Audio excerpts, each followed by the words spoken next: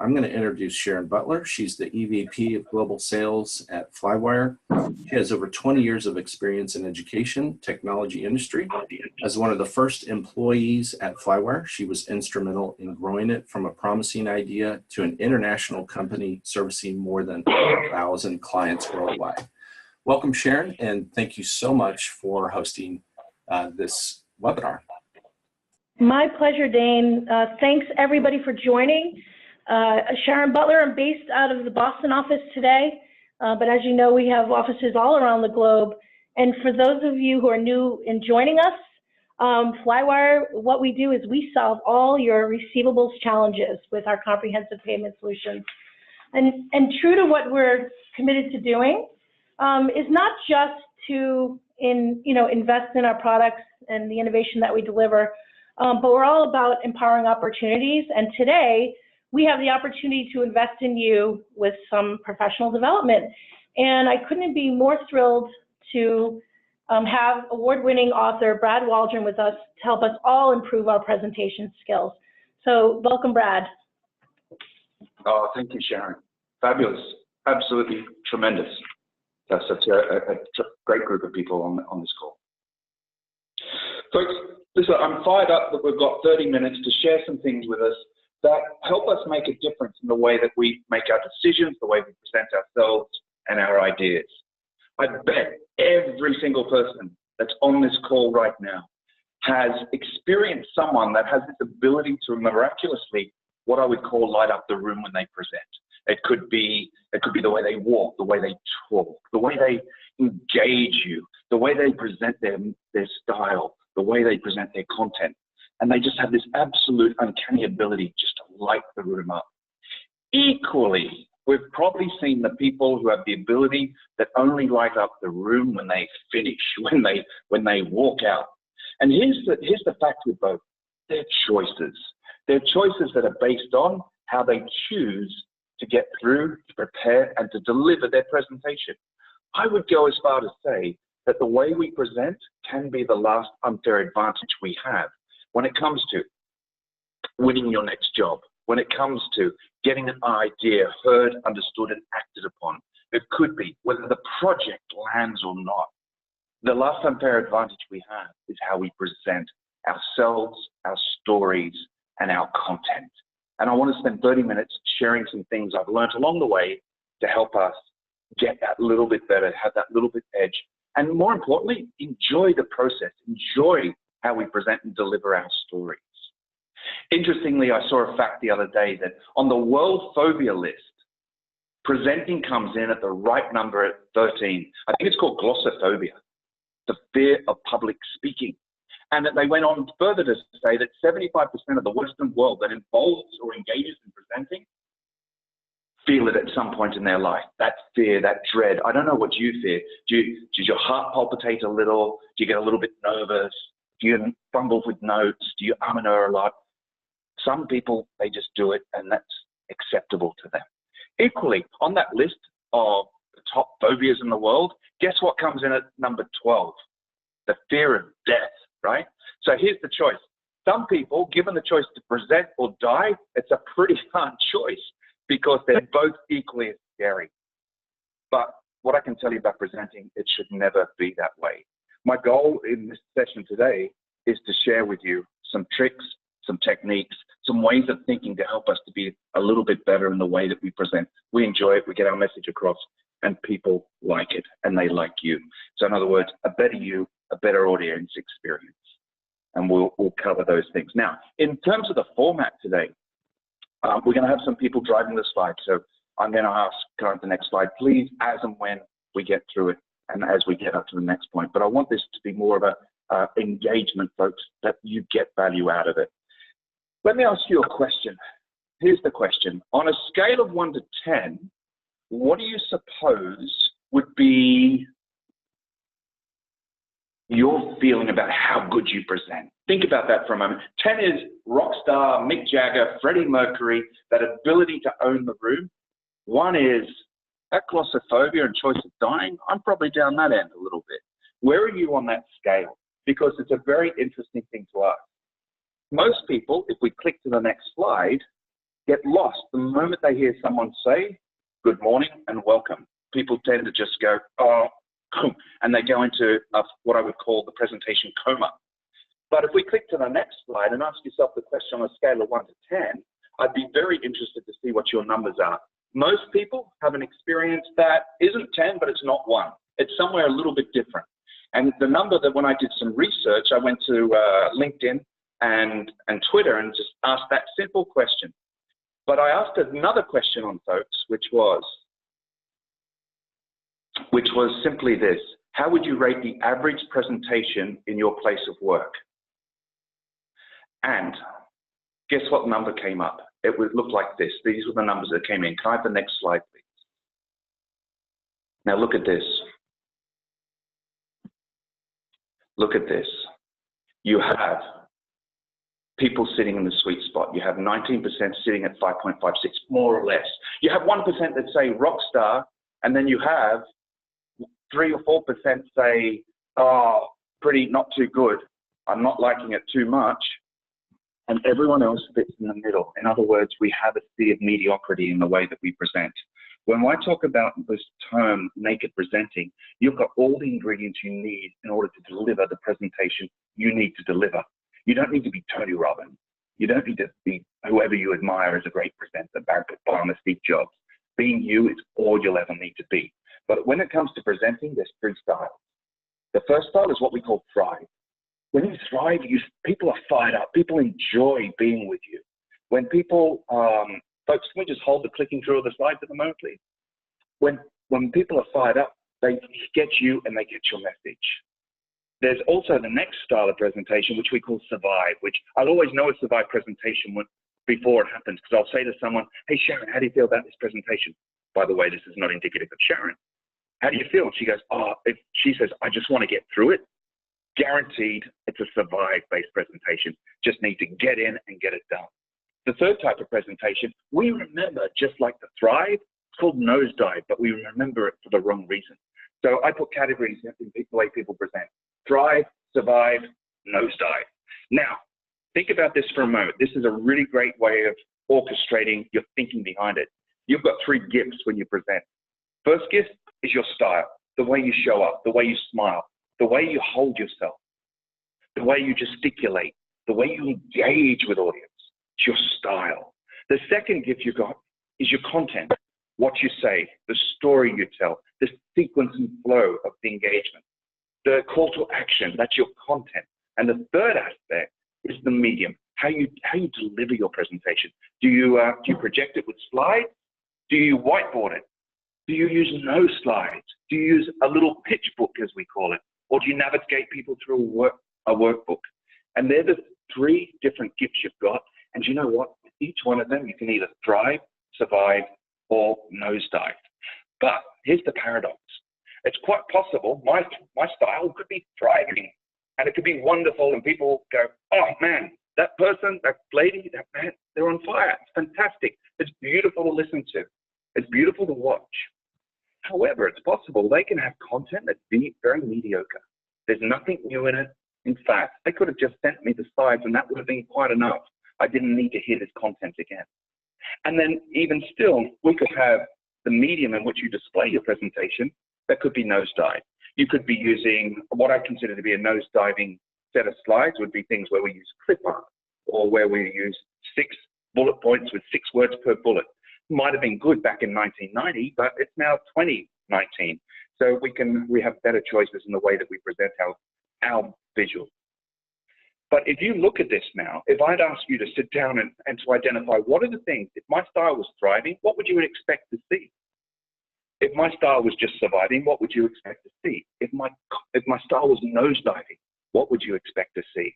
So if I ask for the next click on, we'll give you an indicator of the things that you'd expect to see. So to be fair to say, if my style was thriving, I'd be passionate. I'd be audience-centric. People would be engaged, and I would be engaged in my topic and my people. But if I wanted to just survive, I'd be fairly static. I'd be fairly monotone. Good morning, ladies and gentlemen, and welcome. Today, my name is Brad Waldron, and I'm going to talk to you about wheelie chair safety. It's an important aspect that all of us must consider. Bit flat. And the last level, car crash. Patronizing, speaks to the screen, not to the people. You know what I mean. Same applies to content. If we click through, you'll see a list, excuse me, of items there that would make it thriving, surviving, nosediving. And if we click to medium, again, thriving, surviving, and nosediving. Now, interestingly, this list is not exhaustive. It's just a list. There's dozens of more items that would make someone thrive, survive, and nosedive. But here's the thing I'm going to ask you to do. What do you see with your people? What do you see with your colleagues? What do you see in your presentations? Do you see a bit of all of it? I tend to. I see a bit of all of it. But when I look at this list here, I think it's very interesting, because if you look at Thrive, have a look at that. There's nothing in Thrive that anyone should not be able to do. Everyone that's on this call, on this Zoom right now, have the ability, in the right context, to be passionate. Everyone on this Zoom has the ability to be audience-centric. Everyone has this ability to be engaged in their audience. Just like the content, we can deliver insightfulness. We can create a story. We can put in there a call to action. Equally, in the medium, the same applies. But that's where I mean, some people light up the room when they enter. It's a choice. So is doing these things. But sometimes you've got to step outside what you're comfortable with and go to a better place. So let's click on and see what's coming next. Because there are nervous habits that stop people from presenting and being the best them. That because survive is the most common one, but nervous habits get in the way for some people. And they become coping strategies. I'll give you an example. There's an archetype I call the caged tiger. That's the presenter. I'll try to do this on the call. That likes to walk when they present. But what they end up doing is they end up doing laps up and down the podium or up and down the stage. Nothing too wrong with it, all except what happens is they get caught up in their own story. They don't actually face the audience. They're not engaged. It's the caged tiger. They're up and down. Closely related to the caged tiger would be someone an archetype I call the disco dancer. That's someone that's got so much energy, they move a lot when they present, right? They have that ability of just, if you were to video them, and you'd notice they're doing up, down, back, forward, up, down, back, forward. And if you video them, put them on the fast forward, it looked like they're doing a 1960s shadow step on the old dance floor. The opposite of the disco dancer would probably be the newsreader, someone completely static who stands there and, you know, you might have bags of personality when you talk to me. But the moment you become the presenter, it's, ladies and gentlemen, good morning. My name's Brad Waldron. Today's safety conversation, we're going to talk to you about the importance of using the correct adhesive on your Post-it pads. And you go, dude, into that personality you were just showing, you had oodles of it, but becoming the presenter, suddenly you lock down on yourself. You've got the children's presenter archetype that goes, ladies and gentlemen, morning. I'm Brad. Welcome. It's lovely to have you all here today. We're going to have such a great time. And then people just feel a little bit patronized. The opposite of that is the major general, the person that barks orders. I heard one the other day. This guy started his presentation with this. Shut up. This is my presentation. I need you to all listen, pay attention, phones away. And I just watched how, whilst his intention was honorable, it broke rapport with the audience. And then you have the presentation thief. The presentation thief is that person that you go, hey, Sharon, what did you think of that presentation? She goes, I really liked it. I thought she delivered wonderfully well. But can I ask you a question? Yeah, sure, Sharon. What was it about? I didn't get the point. I didn't know what they were delivering. They were great, but I didn't get the point. All these are archetypes. All these are ways that we cope and we survive. But we've got to release the archetype. And that's why we need to be more naked, because you've got all the gifts that you ever need to be to deliver a great presentation. The 3 gifts I want you to think of are these. Let's click onto the next slide. Number 1, the best presenters are the most natural presenters, the ones that can get up there and just be themselves. They don't have to be anyone else, just them. You've got everything you need to be you. You need to be confident, because here's the little insight I give you. Everyone in your audience, 99% of the time, wants you to do good, right? When I'm sitting at a presentation, or I go to a presentation, you want the person to do well. Would that be fair? But my head as I'm presenting is, oh, they're going to probably think I'm rubbish, and we've got this talk that spirals us down. We want, be confident. That's a gift you've got. And the third one is be present. Just be in the room. Don't be worrying about what's going on your phone, what's going on outside the room. What someone else is thinking, don't worry about that. It's none of your business what someone else is thinking. And then you have the opportunity to shine and be yourself when you use those 3 gifts of being you, being natural, and being confident. But there's one thing you must never be, and it's this. Let's click on.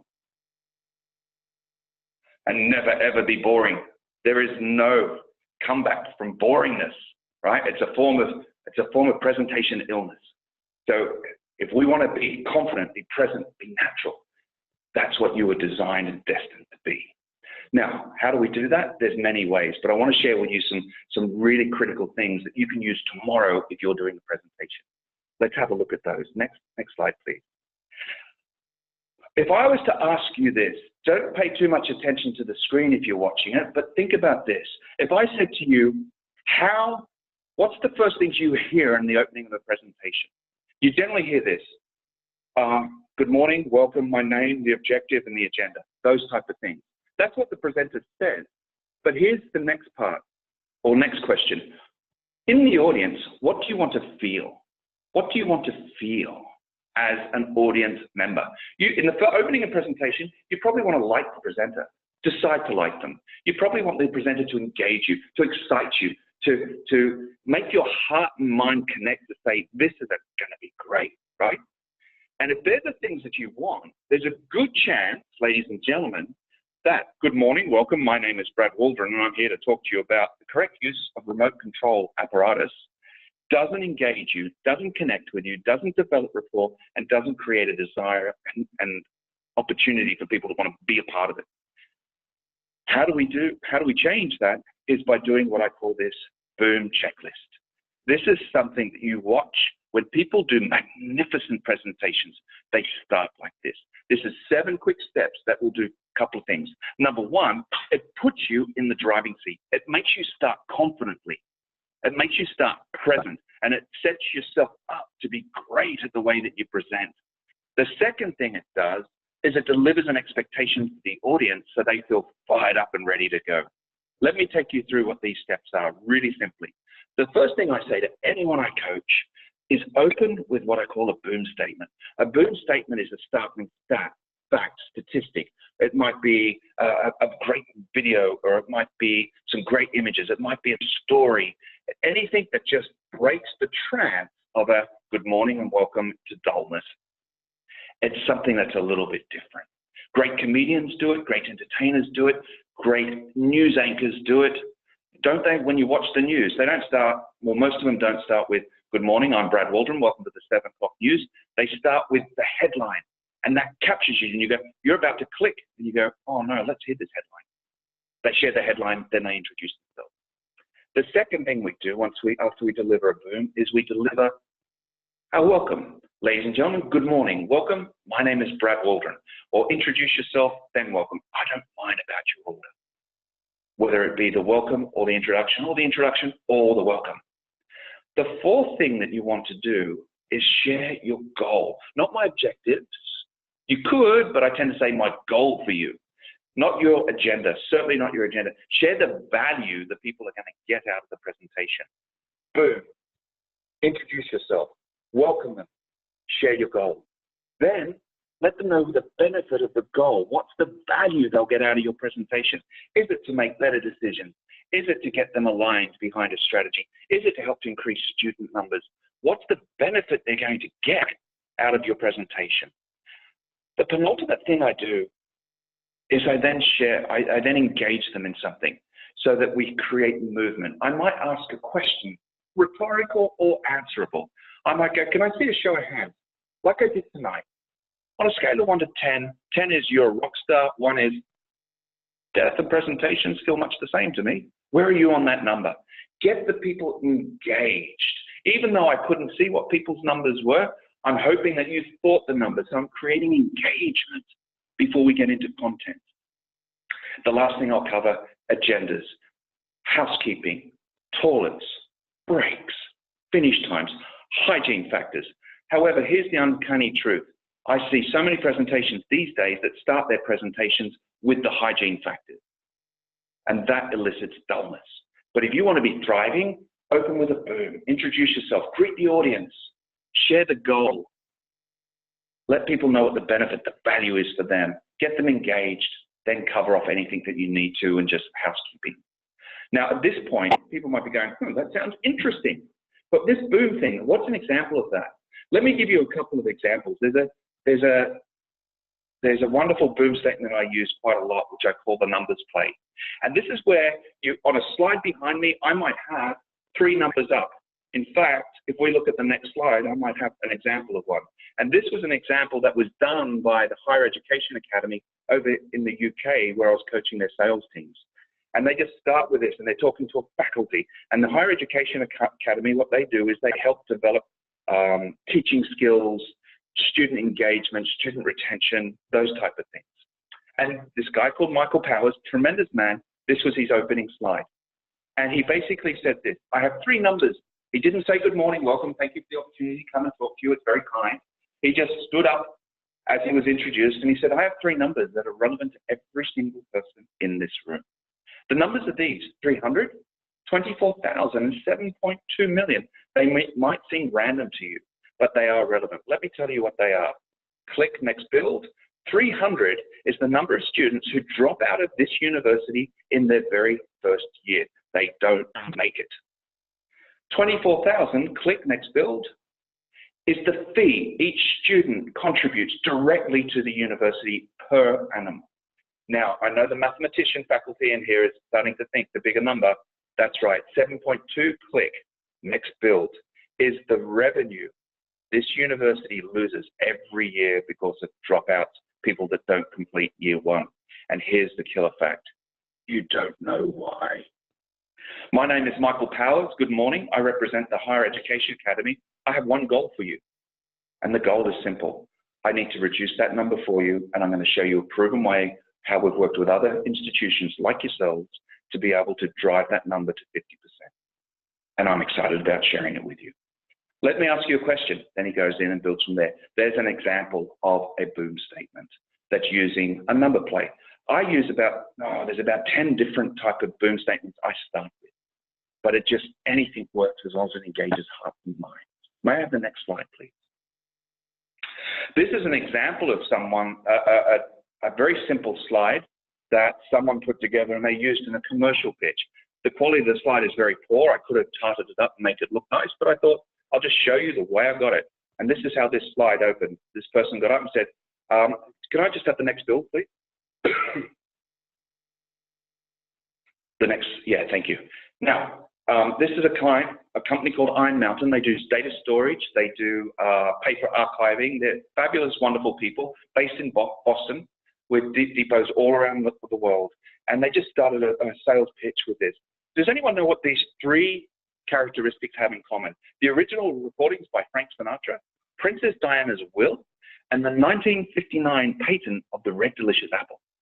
And everyone looked at themselves and he said, very simple, while you think at Iron Mountain we just look after your paper and your data, we keep life's secrets sacred. All of these things are in our underground facility in Pennsylvania that we protect and we keep safe. We do more than look after paper. We keep whatever's critical, crucial to you, safe.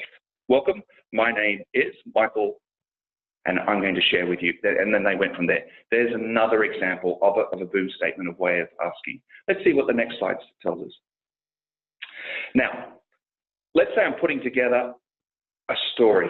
This is a point of view pitch I will use to be able to create a bit of momentum and a bit of generation in the way people think. For instance, I'll open a presentation. I might want to tell people about the problems we're facing, the challenges, to create a little bit of, oh, wow, I didn't know that, in the audience. And then I'll talk about what the impact of the problem is so that they see that there's a value to the problem that we need to fix. On the back of that, I'll present what our findings are or what a new way of being able to drive performance better.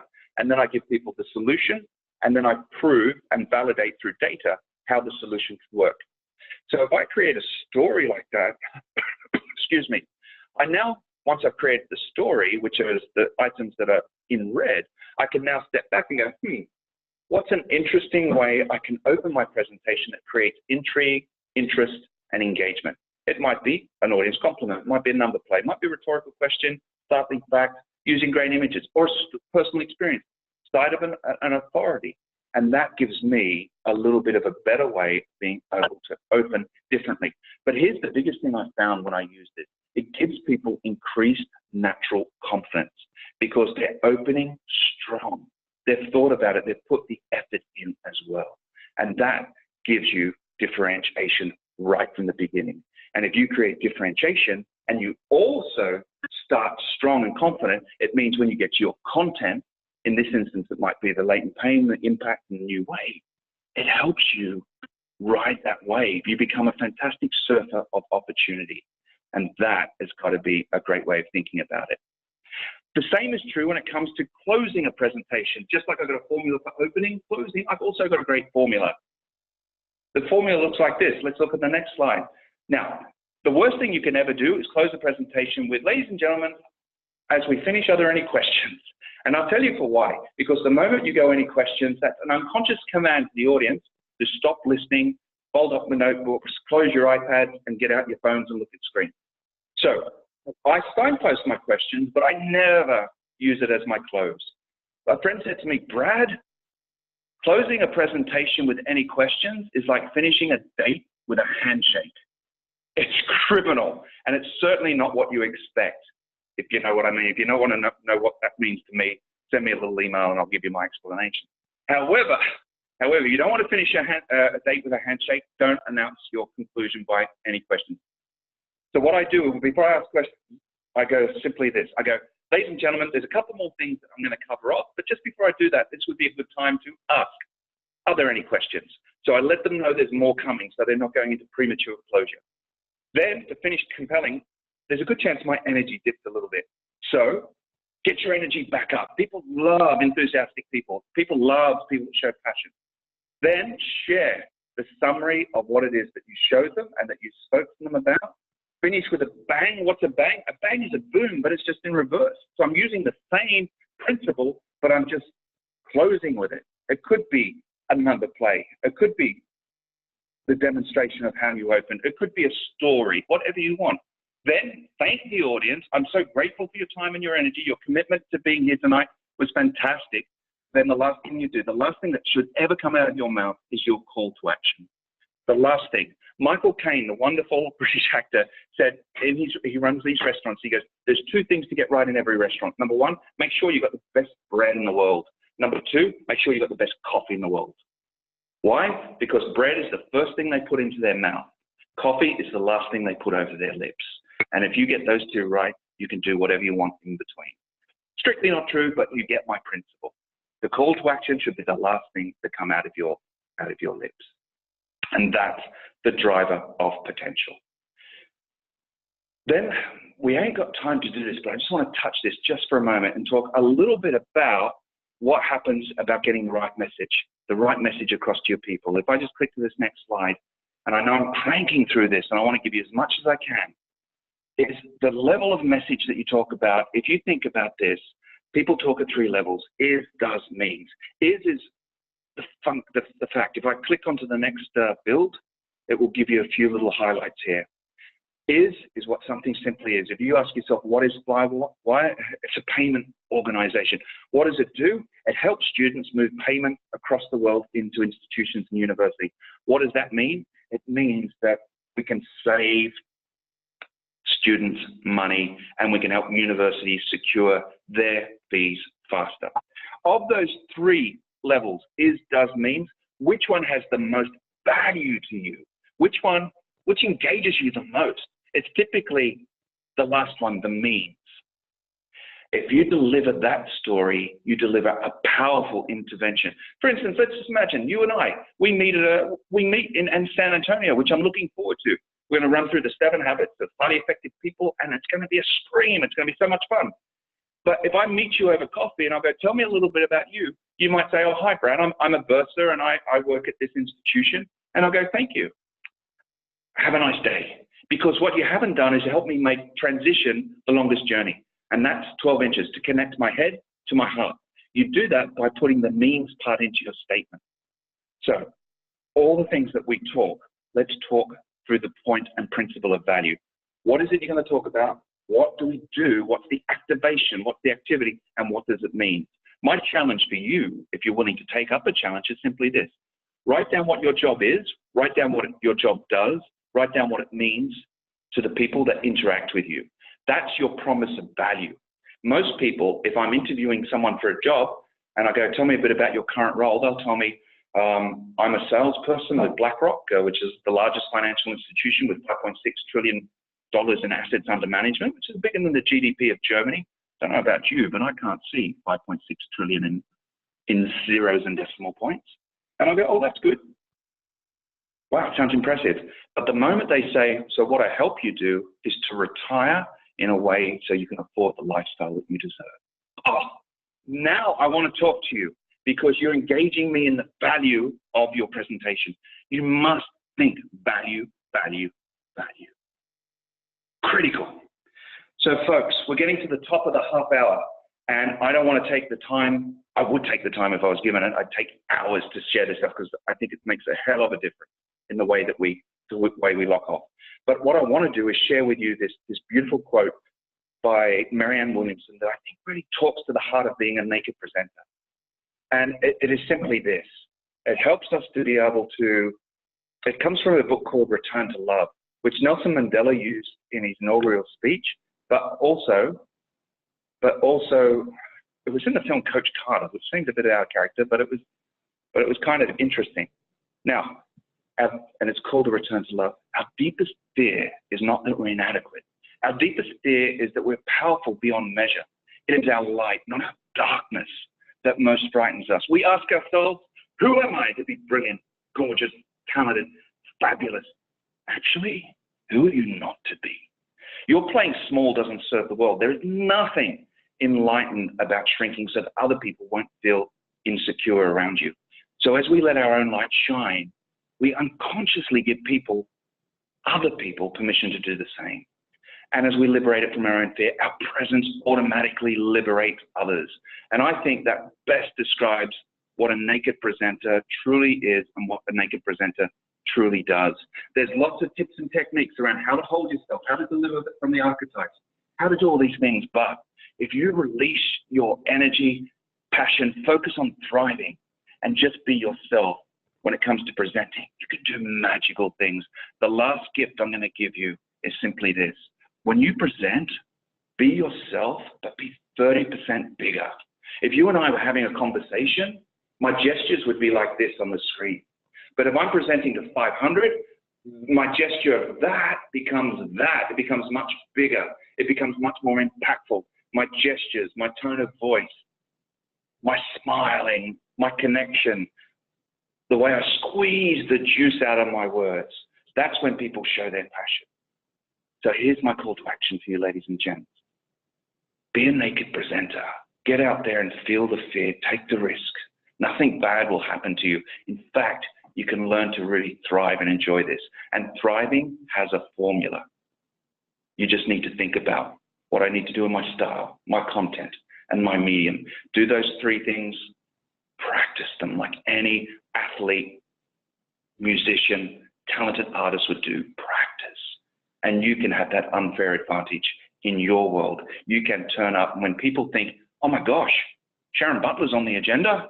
Oh man, she presents well. I'm looking forward to that. She always delivers great things.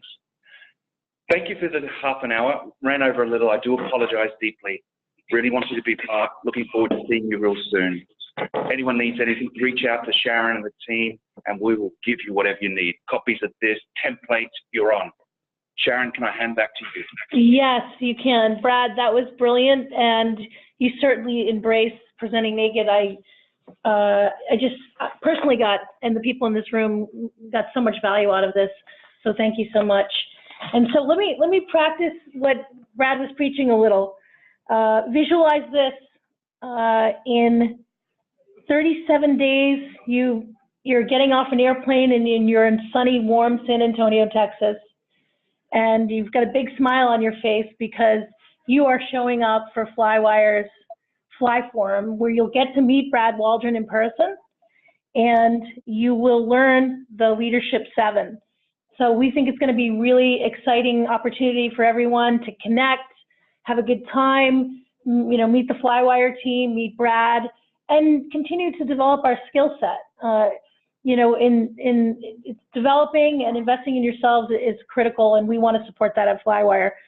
If you register for the PDG, this is a really great value for everyone, because if you're registering for the PDG, you get the added bonus of joining the Fly Forum. You don't have to register for the PDG, but if you do, you get and you put in the code up on top, you'll get a $75 off for that. And we will be there with big smiles to greet you.